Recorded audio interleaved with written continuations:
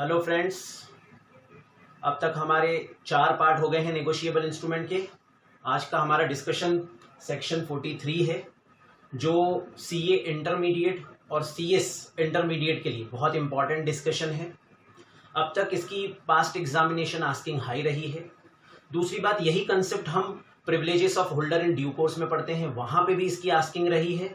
तो डिस्कस करते हैं एक important concept, section 43, negotiable instrument made, drawn, endorsed और ट्रांसफर्ड विदाउट कंसीडरेशन, सेक्शन 43।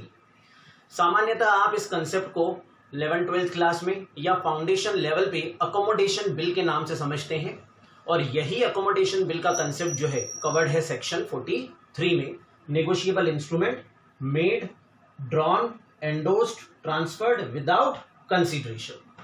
तो लॉ की लैंग्वेज क्या है देखें। Negotiable instrument drawn, endorsed, made without consideration, यानी कोई कंसीडरेशन इन्वॉल्व नहीं है। इट क्रिएट्स नो ऑब्लिगेशन, कोई भी ऑब्लिगेशन क्रिएट नहीं होगी ऐसे इंस्ट्रूमेंट में between the parties to the transaction. जो पार्टीज टू ट्रांजैक्शन है उनके बीच में कोई भी ऑब्लिगेशन क्रिएट नहीं होगी। तो अकोमोडेशन बिल कैसे आपने फाउंडेशन लेवल पे या 11th-12th में पढ़ा था, एक एग्जांपल के माध्यम से समझते हैं। मिस्टर ए, मिस्टर बी दोनों फ्रेंड्स हैं, और मिस्टर सी जो है वो मिस्टर ए के क्रेडिटर है। Now that creditor require some payment, but A जो है वो चाहता है अभी बी की हेल्प। तो ए ने बिल ड्रॉ किया ऑन मिस्टर बी, जिसे मिस्टर बी ने एक्सेप्ट करके दे दिया। मिस्टर ए जो है वो ड्रॉअर है, मिस्टर बी जो है वो एक्सेप्टर है। उसके बाद ये बिल जो है ये मिस्टर ए ने अपने क्रेडिटर सी को एंडोर्स कर दिया। अब मिस्टर क्रेडिटर यानी मिस्टर सी, जिनको ये इंस्ट्रूमेंट मिला है, वो होल्डर हो गए, राइट। सामान्यतः ये अकोमोडेशन बिल है, क्योंकि ए और बी के बीच में कोई पेमेंट का लेन देन नहीं था, लेकिन बी जो ए का फ्रेंड है, ए का मित्र है, वो ए की हेल्प के लिए बिल को एक्सेप्ट करके दे रहा है। और ये बिल जो है ये मिस्टर ए के लिए बिल्स रिसीवेबल हो गया।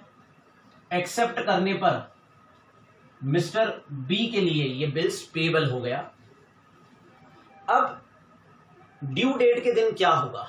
जनरली ऐसा होगा कि ड्यू डेट के दिन होल्डर जो है वो पेमेंट लेने एक्सेप्टर के पास यानी मिस्टर बी के पास जाएगा, लेकिन उससे पहले ही मिस्टर ए जो है वो पेमेंट दे देंगे बी को, और बी जो है वो पेमेंट दे देंगे सी को। फॉर एग्जाम्पल, यहां पे mister A debtor, mister C creditor. चूंकि सी ने गुड्स बेचे थे ए को और ए डेटर था, ए के पास अभी पैसे नहीं है, तो उसने बिल ड्रॉ किया अपने फ्रेंड बी के ऊपर। बिल की टेन्योर जो है वो 2 महीने ले लेते हैं। बी ने एक्सेप्ट कर दिया इसको फॉर द हेल्प ऑफ ए। ए ने एंडोर्स कर दिया इस इंस्ट्रूमेंट को सी को। अब 2 महीने बाद मिस्टर सी को पैसे लेने हैं। अब जब ड्यू डेट आई, पहले ही मिस्टर ए जो है वो बी को पैसे दे देगा, और बी जो है वो क्रेडिटर को पेमेंट दे देगा। यहां पे सारे ऑब्लिगेशन, सारे राइट खत्म हो जाएंगे। लेकिन सेक्शन 43 क्या कहता है? Negotiable instrument made, drawn, endorsed without consideration creates no obligation between parties. Parties के बीच में, पार्टीज टू द इंस्ट्रूमेंट जो है उनके बीच में कोई ऑब्लिगेशन क्रिएट नहीं होती है।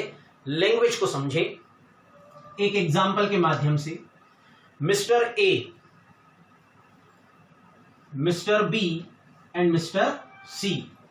अगेन एग्जांपल सेम है, मिस्टर सी जो है वो क्रेडिटर है, मिस्टर ए डेटर,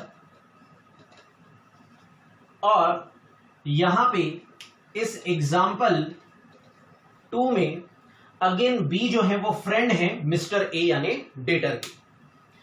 सी ने कुछ गुड्स बेचे ए को, अभी ए के पास पैसे नहीं है, गुड्स आ गए मुंबई से उज्जैन, और अब ये जो उज्जैन का डेटर है ये अपने फ्रेंड मिस्टर बी की हेल्प चाहता है।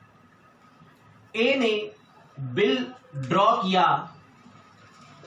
बी के ऊपर, बी जो है वो बीइंग फ्रेंड ए की रिक्वेस्ट को एक्सेप्ट कर रहा है, मान रहा है, और बिना किसी कंसीडरेशन के, ए और बी के बीच में कोई कंसीडरेशन नहीं है, just for help mister B जो है वो इस ए के बिल को एक्सेप्ट कर रहे हैं। जैसे ही बी ने बिल एक्सेप्ट किया इस मिस्टर ए के लिए, ये हो गया बिल्स रिसीवेबल, और बी के लिए हुआ बिल्स पेएबल। अब ये जो क्रेडिटर हैं मुंबई के मिस्टर सी, इनका किसी कारण से उज्जैन आना टल गया, और ये बिल जो है ये एंडोर्स नहीं हो पाया मिस्टर सी को, अभी भी ये ऐसे ही मिस्टर ए के पास रखा हुआ है। लैंग्वेज बोलती है कि negotiable instrument made, drawn, transferred, endorse without consideration creates no obligation between the parties to the transaction. तो यहां पे ड्यू डेट के दिन बिल पड़ा हुआ है मिस्टर ए के पास, अब मिस्टर ए चाहते हैं कि ड्यू डेट के दिन बिल्स पेएबल का पेमेंट मिस्टर बी करें। मिस्टर ए राइटफुल नहीं होंगे बिकॉज मिस्टर बी ने मिस्टर ए की हेल्प के लिए ये बिल एक्सेप्ट किया था। चूंकि इन दोनों पार्टीज के बीच में कोई कंसीडरेशन नहीं है, इस कारण ये बिल जो है इसका कोई ऑब्लिगेशन क्रिएट नहीं होता है मिस्टर बी के ऊपर। तो as against example 1, example B में बिल मिस्टर ए के पास ही रहा, बिल एंडोर्स नहीं हो पाया था क्रेडिटर मिस्टर सी को, और ये कोई ऑब्लिगेशन क्रिएट नहीं करता है। एक और एग्जाम्पल समझते हैं, ये अगेन जो हम डिस्कशन कर रहे हैं ये पास्ट एग्जाम क्वेश्चन है, जरा ध्यान से देखें इसको।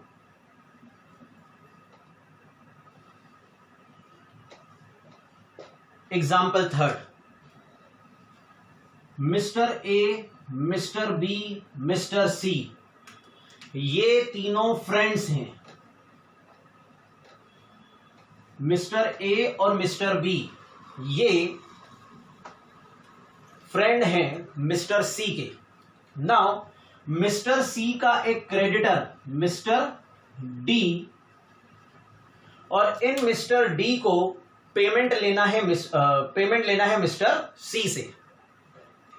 नाउ व्हाट हैपन, ए जो है, ए ने बिल ड्रॉ किया मिस्टर बी के ऊपर, दोनों के बीच में कोई कंसीडरेशन, कोई पैसे का लेन देन नहीं है, और मिस्टर बी ने for the help of Mister C इस बिल को एक्सेप्ट किया। जैसे ही ए ने ड्रॉ किया, बी ने उसको एक्सेप्ट किया, ये जो बिल है ये मिस्टर बी के लिए बिल्स पेएबल है, और मिस्टर ए के लिए है ये बिल्स रिसीवेबल। अब मिस्टर सी ने for the help, Mister A ने for the help of Mister C ये इंस्ट्रूमेंट एंडोर्स कर दिया मिस्टर सी को, लेकिन मिस्टर सी को कोई पैसे मिस्टर ए से नहीं लेने हैं, ए और बी जस्ट हेल्प कर रहे हैं मिस्टर सी की, ये भी एक अकोमोडेशन बिल है। सपोज किसी कारण से ये इंस्ट्रूमेंट सी द्वारा मिस्टर डी क्रेडिटर को एंडोर्स नहीं हो पाया, अभी भी ये इंस्ट्रूमेंट मिस्टर सी के पास ही है। ऐसे केस में क्या मिस्टर सी जिनके पास ये बिल पड़ा हुआ है, इनके लिए ये बिल्स रिसीवेबल है जो एंडोर्स होके मिस्टर ए से आया है, इनके प्रति ये जो प्रायर पार्टीज हैं ये लायबल रहेंगी? The answer is no. Parties to transaction के बीच में इट क्रिएट्स नो ऑब्लिगेशन, क्योंकि मिस्टर सी तक कोई भी कंसीडरेशन इन्वॉल्व नहीं है। तो यहां पे हमने एक बेसिक कंसेप्ट समझा कि कैसे accommodation bill in general work करता है। दूसरी चीज यहां पे हमने देखा कि ड्यू डेट के दिन या ड्यू डेट से पहले मिस्टर सी तक ये इंस्ट्रूमेंट नहीं पहुंचा था, ऐसे इनके पास था, इट क्रिएट्स नो ऑब्लिगेशन। इस केस में भी मिस्टर डी क्रेडिटर के पास इंस्ट्रूमेंट नहीं पहुंचा था, इट क्रिएट्स नो ऑब्लिगेशन। लेकिन सेकंड प्रोविजन क्या बोलता है इस सेक्शन का, हम पहले कोरिलेट करते हैं फर्स्ट प्रोविजन से। क्या है? Negotiable instrument drawn without consideration creates no obligation between the parties to the transaction. जो पार्टीज टू ट्रांजेक्शन इनके बीच में ऑब्लिगेशन क्रिएट नहीं करता है। लेकिन but if such party has, जिस पार्टी के पास इंस्ट्रूमेंट है, holder has transferred the negotiable instrument, इसे एंडोर्स किया गया, ट्रांसफर किया गया फॉर कंसीडरेशन, किसी कंसीडरेशन के लिए, such holder and every subsequent holder, जो नया होल्डर है जिसे ट्रांसफर किया गया फॉर कंसीडरेशन, और उसके बाद के सारे subsequent holders recover the amount due on such instrument, उस बिल के प्रति अमाउंट रिकवर कर सकते हैं। अगेन हमें एग्जाम्पल समझने पड़ेंगे, एग्जाम्पल्स के थ्रू हम लैंग्वेज को समझते हैं। क्या है? पॉज।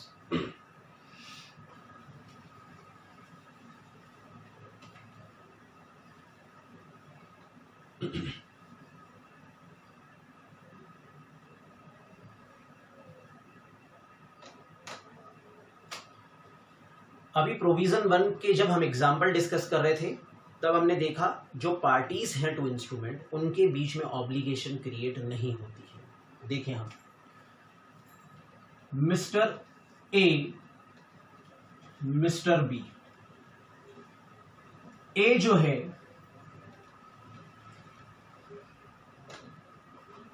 उनके क्रेडिटर है mister C. A bill draw कर रहे हैं बी पे, B only for the purpose of help of mister A इस बिल को एक्सेप्ट करते हैं। मिस्टर ए ने ड्रॉ किया, बी ने एक्सेप्ट करके दे दिया। ए के लिए ये बिल्स रिसीवेबल, बी के लिए बिल्स पेबल। अब ये जो बिल है वो ए ने एंडोर्स किया अपने क्रेडिटर सी को। ड्यू डेट के दिन ये इंस्ट्रूमेंट मिस्टर सी के पास, क्रेडिटर के पास है। अब ड्यू डेट के दिन क्रेडिटर जो है वो गए मिस्टर बी के पास, पैसे दो। मिस्टर बी का ये कहना है कि इस इंस्ट्रूमेंट में कोई पेमेंट इन्वॉल्व नहीं है, इसलिए मैं लायबल नहीं हूं। क्या ये आर्ग्यूमेंट, क्या ये प्ली मिस्टर बी की सही है? The very answer is no. क्योंकि मिस्टर सी जो कि क्रेडिटर थे तो वो होल्डर फॉर कंसीडरेशन हो गए। उन्हें किसी न किसी कंसीडरेशन के अगेंस्ट ये इंस्ट्रूमेंट ए से एंडोर्स होके आया है। या तो मिस्टर सी ने गुड्स बेचे होंगे या मनी लैंड की होगी, और अब ये होल्डर जो है फॉर कंसीडरेशन एक प्रकार से होल्डर इन ड्यू कोर्स है। ड्यू डेट के दिन मिस्टर सी जो है वो अगर मिस्टर बी को आस्क करे फॉर पेमेंट तो अब मिस्टर बी जो है वो लायबल रहेंगे if such party has transferred the negotiable instrument.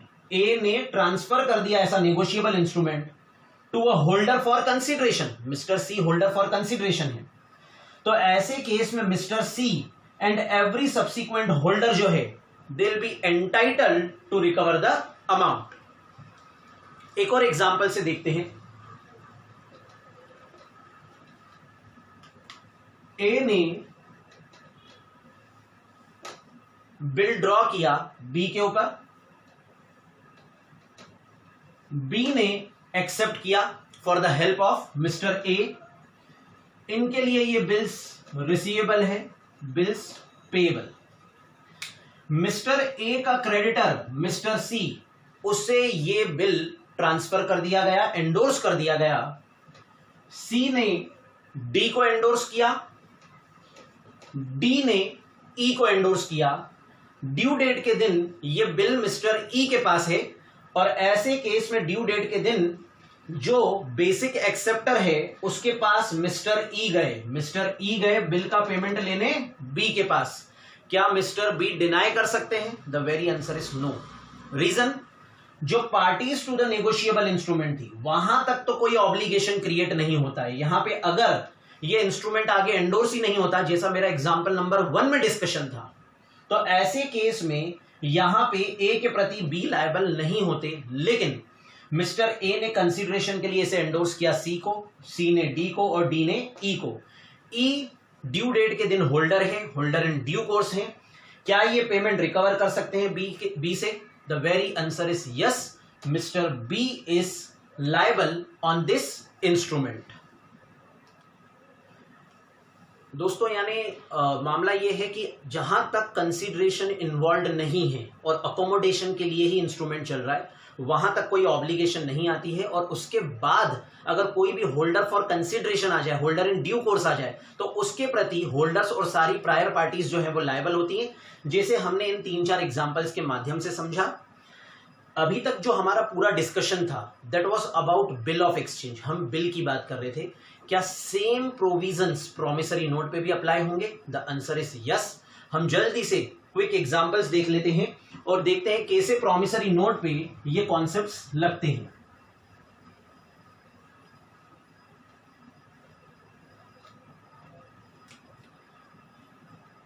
Mister A ने मिस्टर बी के फेवर में प्रॉमिसरी नोट लिखा। ए जो है उसे कोई पेमेंट नहीं देना है, फिर भी वो एक इंस्ट्रूमेंट एग्जीक्यूट करता है, I promise to pay mister B a sum of ₹1 lakh. अब ऐसे केस में ये for the accommodation of mister B है। अगर मिस्टर बी किसी और व्यक्ति को इसे एंडोर्स न करे, ड्यू डेट तक ये प्रॉमिसरी नोट मिस्टर बी के पास ही है, क्या मिस्टर बी ए से अमाउंट रिकवर कर सकते हैं? The answer is no. ये एक अकोमोडेशन के लिए इंस्ट्रूमेंट था, हेल्प के लिए इंस्ट्रूमेंट था, इन दोनों के बीच में कोई कंसीडरेशन इन्वॉल्व नहीं है, तो मिस्टर ए बी के प्रति लायबल नहीं होंगे। जैसा कि पहला प्रोविजन लिखा है, पार्टीज टू ट्रांजैक्शन के बीच में इट क्रिएट्स नो ऑब्लिगेशन। लेकिन इसी एग्जांपल में अगर ए ने प्रॉमिसरी नोट लिखा मिस्टर बी के फेवर में only because of help to mister B, और मिस्टर बी के जो क्रेडिटर हैं मिस्टर सी, इन मिस्टर सी को ये प्रॉमिसरी नोट जो है वो एंडोर्स किया गया है मिस्टर बी द्वारा। अब ऐसे केस में ड्यू डेट के दिन मिस्टर सी के पास ये इंस्ट्रूमेंट है, क्या मिस्टर ए इनके प्रति लायबल होंगे? The very answer is yes. यहां तक कोई कंसीडरेशन नहीं थी, लेकिन यहां आगे इसको कंसीडरेशन के लिए एंडोर्स किया गया है, ट्रांसफर किया गया है, तो मिस्टर सी जो है वो ए से ड्यू डेट के दिन पैसे मांगेंगे। ए ये नहीं कह सकता कि मैंने तो for the accommodation of mister B ये इंस्ट्रूमेंट एग्जीक्यूट किया था। दोस्तों, दो कॉन्सेप्ट से कोरिलेट करते हैं इस पूरे प्रोविजन को। पहला, सेक्शन 118 प्रिजम्पशंस। मैंने आपको फर्स्ट लेक्चर में, बेसिक लेक्चर में पढ़ाया था प्रिजम्पशंस अंडर सेक्शन 118। उन प्रिजम्पशंस में एक प्रिजम्पशन था, every instrument which is drawn, endorsed, transferred, made etcetera is for consideration. तो लॉ ये कहता है कि मिस्टर सी के पास कोई इंस्ट्रूमेंट आया, जैसे हमारे एग्जांपल में प्रॉमिसरी नोट मिस्टर सी के पास आया था बी से, वो प्रिज्यूम कर सकते हैं कि there is consideration involved in this instrument, और इसी कारण ये एंडोर्स होके जब इनके पास आया या इनसे किसी सब्सिक्वेंट एंडोर्सी के पास आया, तो ऐसे केस में वो सभी लोग ये मान सकते हैं कि कंसीडरेशन इन्वॉल्व है, और इसी कारण से मिस्टर ए इस प्रॉमिसरी नोट के लिए लायबल रहेंगे।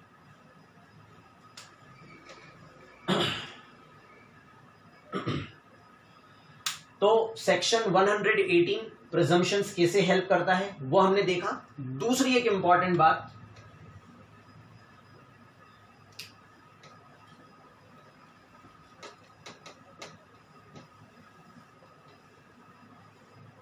Principal of estoppel.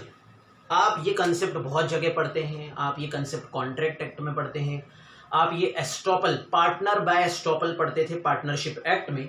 यही कंसेप्ट हम यहां पे भी देखते हैं। कोई भी पार्टी किसी फैक्ट को पहले एक्सेप्ट करे, बाद में वो उसे डिनाई नहीं कर सकती, that is concept of estoppel. जैसे यहां पे ए ने for the help of mister B promissory note draw किया, जिसमें मिस्टर ए ने लिखा I promise to pay mister B और his order a sum of ₹1 lakh. बाद में ये इंस्ट्रूमेंट एंडोर्स किया गया बी द्वारा सी को। ड्यू डेट के दिन सी के पास है, सी ड्यू डेट के दिन पैसे लेने जा रहे हैं ए के पास, और ए डिनाई कर रहे हैं, बोल रहे हैं कि ये तो अकोमोडेशन के लिए था, for the help of mister B था, कोई कंसिडरेशन इन्वॉल्व नहीं है, इसलिए मेरी ऑब्लिगेशन नहीं आएगी। जो वर्ड्स पहले मिस्टर ए ने लिख के साइन किए हैं उससे वो बाद में डिनाई नहीं कर सकते, that is principal of estoppel. बच्चों, बहुत सारे ऐसे लॉस हैं जहां पे आपको ये एस्टॉपल का कंसेप्ट काम में आता है। जहां पे भी कोई एक पार्टी किसी भी फैक्ट पे एग्री करे तो बाद में उस फैक्ट को वो डिनाई नहीं कर सकती, this is called as principle of estoppel.